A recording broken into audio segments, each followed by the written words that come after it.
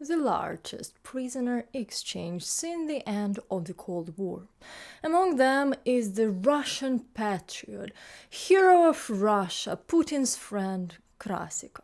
But in reality, he's a FSB agent and a killer. So let's analyze why he is so important to Putin, why did Putin want to free him so badly, and how is Krasikov connected to the murders in Ukraine. Does this seem to you like Putin wants to replace the old elite with a new one?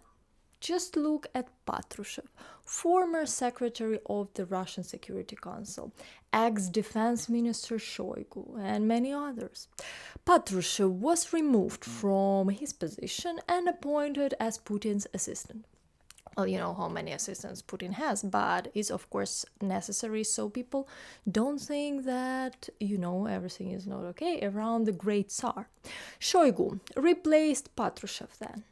Not long ago, several deputies of the former defense minister Shoigu were detained on corruption charges. Why is nothing happening with Shoigu yet? Because he holds many of Putin's secrets, particularly those related to the war. It's hard to imagine that this would happen. What would happen if Shoigu suddenly spoke out or something happened to him? That would be a major catastrophe for Putin. Shoigu won't betray the Russian dictator, but let's not forget that he also obstructs many people. Therefore, the former defense minister might end up with a fate similar to Prigozhin's, falling out of a window, blowing himself up with a grenade, or getting poisoned by dumplings. Anyway, Putin is gathering loyal people who are heroes and true patriots to him and devoted to him, which means he wants to preserve power pyramid. After all, everything is not as smooth as you could think among the Russian elite. But let's get to the exchange. But before I continue, guys, I want to thank all of you who sent coffees on Buy Me a Coffee and become Patreons and support this channel. You can also help this channel by subscribing to it, because I can see that some of you watching my news and haven't subscribed yet. I suggest you also subscribe to my Twitter page, where I post regular updates about the situation in Ukraine, and to my Instagram, where I show the daily life in Ukraine. Well, it is noted that Krasikov, who was serving a life sentence in Germany, had been sought by Russia for 2 years. Western intelligence agencies believe Putin's persistence in returning Krasikov is due to their close relationship. Putin's press secretary Dmitry Peskov confirmed that Vadim Krasikov is a FSB officer and served in Alpha unit alongside some current security service employees of Putin. So, what do we actually know about Krasikov? Who is he, and why is there so much talk about him? Why does Putin personally go to meet and hug him in the airport? I found some information in an article by Suspilne Media. Little is known about Krasikov's life before his imprisonment in Germany. There is no information about his birth date or place. But according to the investigative project Bellingcat, Vadim Krasikov was born in 1965 in Kazakhstan, and in 80s his family moved to Buryatia and then later to Irkutsk and eventually settled near Moscow in 2009. The Wall Street Journal reported that Krasikov is acquainted with Putin. They even went to a shooting range together, and that one of Krasikov's wives was Ukrainian, and he served in FSB unit that cooperated with the government of former Ukrainian President Viktor Yanukovych, that one who ran away, you remember. The Russian Novaya Gazeta suggests that since 2007, Krasikov has been linked to the FSB unit Wimpet. Krasikov is associated with several murders. Firstly, David Dvali, a former advisor to Putin. His murder occurred in 2000. Dvali was approached by a man on a bicycle who shot him in the head. Bellingcat investigated and found that Krasikov was likely the main suspect in the murder of Albert Nazranov, a businessman from the Kabardino-Balkaria Republic. The entrepreneur owned a chain of restaurants and central market in the region's capital. On June 19, 2013, he was murdered by a cyclist, just like Dvali. The Hangashvili case, the murder for which Germany sentenced Krasikov to life imprisonment, was committed when he approached a victim on a bicycle. The victim was Zelimkhan Hangashvili, one of the field commanders during the Second Chechen War. He lived in Georgia, but after several assassination attempts, moved to Germany. In Russia, Hangashvili was considered an Islamist extremist. Of course. The German investigation proved that on August 23, 2019, Krasikov tracked Hangashvili to Berlin's park. Then he approached on a bicycle and shot him. Afterward, the killers threw the bicycle, a Glock pistol, and a bag into the Spear River.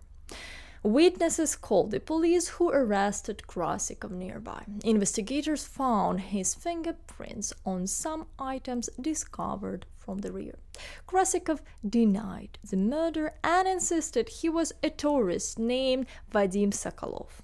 For a long time, Russia did not confirm Krasikov's identity or his connection to FSB. Only after the exchange, as I mentioned earlier, did Putin's spokesperson Dmitry Peskov confirm that Krasikov is an FSB officer who served in Alpha alongside some of the president's security personnel, he said. Well, German Foreign Minister Annalena Baerbock stated that she was against exchanging Krasikov because the court had found him guilty of murder, and it appeared to be a concession to Russia, which uses hostages as a tool of foreign policy. Ultimately, the US persuaded Germany to agree to the exchange if there was a compelling moral imperative. This was to be the imprisoned Russian opposition figure Alexei Navalny, but in February 2024 he died. Negotiations then shifted to another imprisoned Russian opposition figure, Vladimir Kara-Murza.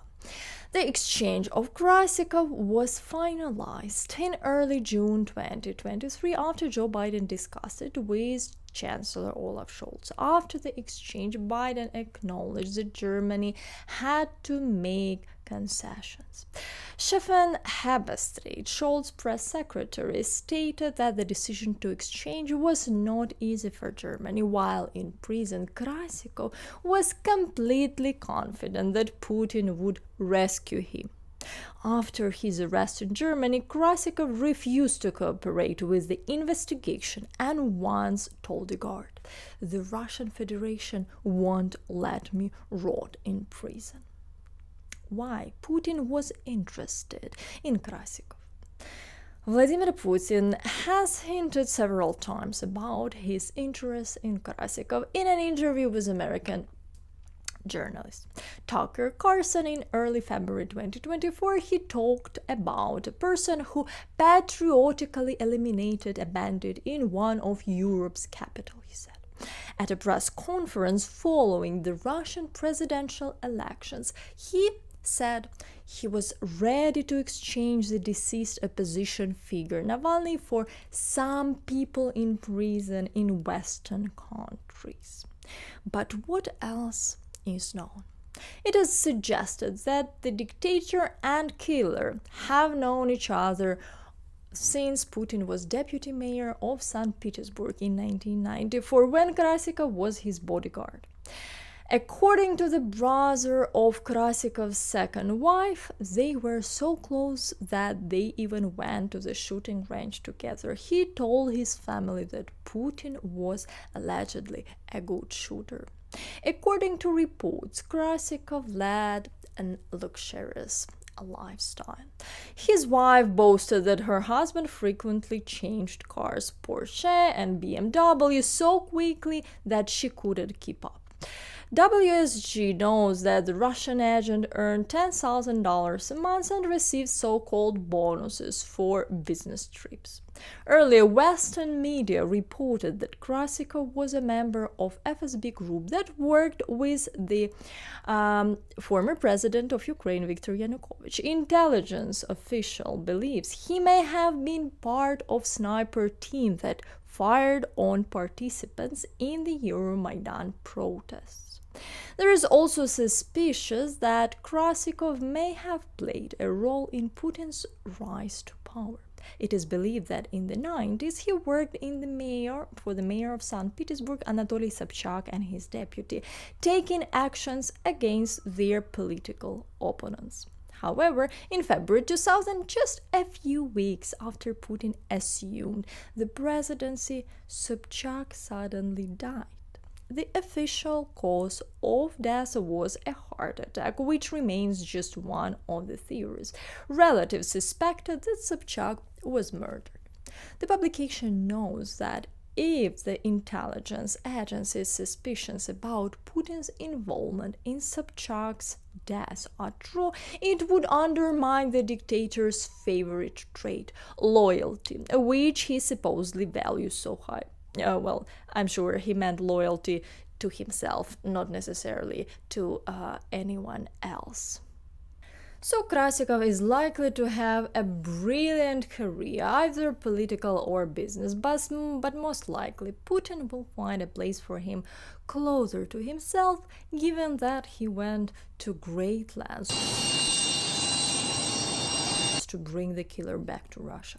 This was also a message to other Russian killers in Western prison that they too might be exchanged. It should be noted that Krasikov did not make a deal with the Germans, did not betray Putin, and refused to share anything with Western intelligence agencies, which is why he was rewarded by Putin with freedom and perhaps more, which we will see in the future. Because as a killer, his role is probably over. He's already exposed worldwide and he's not that young enough anymore for special operations. But let's wait. I think some appointments will be made very soon. The exchange also included a family of Russian spies who were serving sentence for espionage in Slovenia. Artem Dulchev, a Russian spy posing as an Argentine IT businessman named Ludwig Gish, was arrested in Ljubljana in December 2022. On July 31st, 2024, he pleaded guilty in court and was sentenced to 1 year and 7 months in jail. Anna Dulcheva, Russian spy and Dulchev's wife, posed an Argentine art dealer and gallery owner named Maria Rosa Meyer Munoz.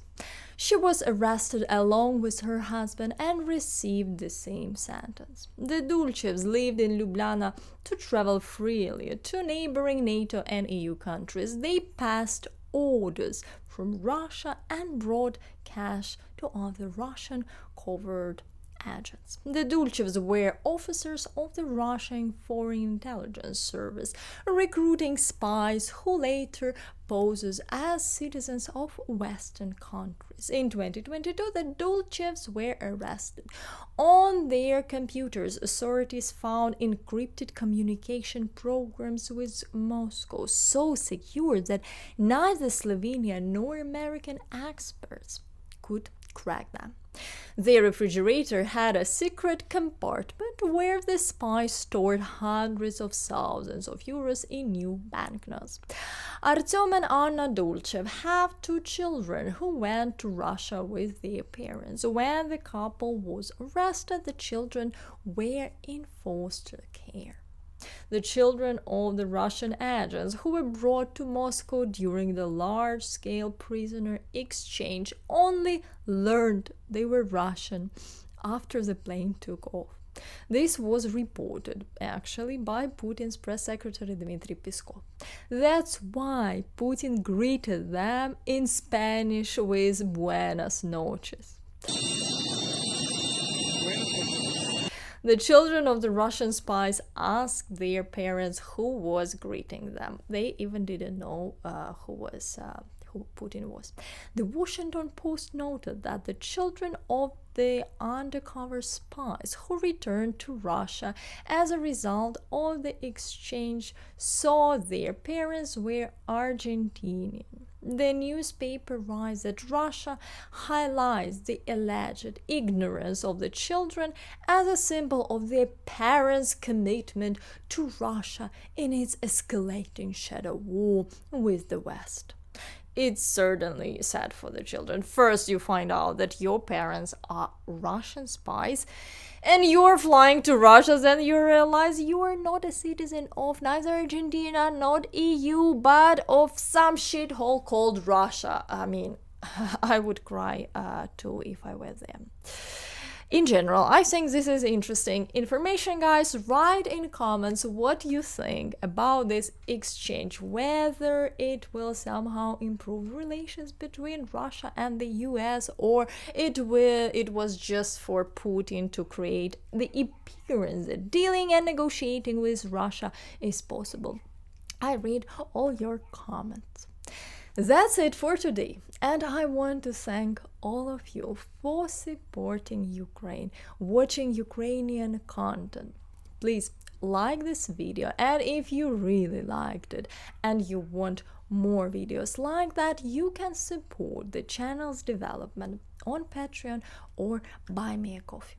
See you soon, and Slava Ukraini!